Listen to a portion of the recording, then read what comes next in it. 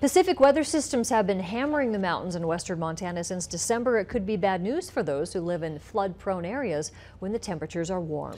Meteorologist Russ Thomas takes a closer look at this potential for spring flooding.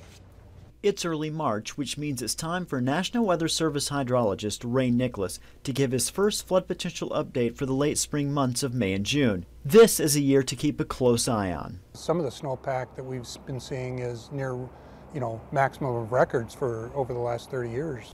While all of the basins in western Montana are of concern, with the 5 main basins sitting at 120% snow water equivalent or higher, the Upper Clark Fork at 156% and the Flathead at 140% are being watched particularly closely.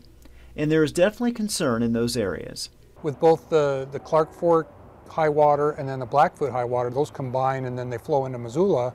So we're concerned about Missoula right now. The Bitterroot's going to be running high too, but it doesn't have near the snowpack that the Clark Fork does. Another location that has really been accumulating a lot of snow is up in the Flathead. So the Flathead River looks like it's going to hit the flood stage this spring too.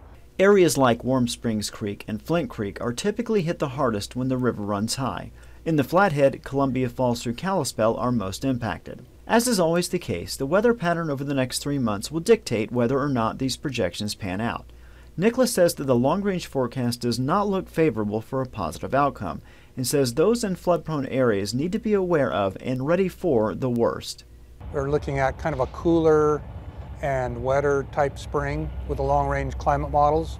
And if that's the case, we'll continue to build snow in the mountains. And all of that snow, sooner or later, will fill the riverbeds of western Montana. Russ Thomas, MTN News, Missoula. Now, Nicholas tells us it's a good idea for those who live in the flood-prone areas to prepare early by getting sandbags ready and looking to their flood insurance. Make sure you're covered should the worst happen.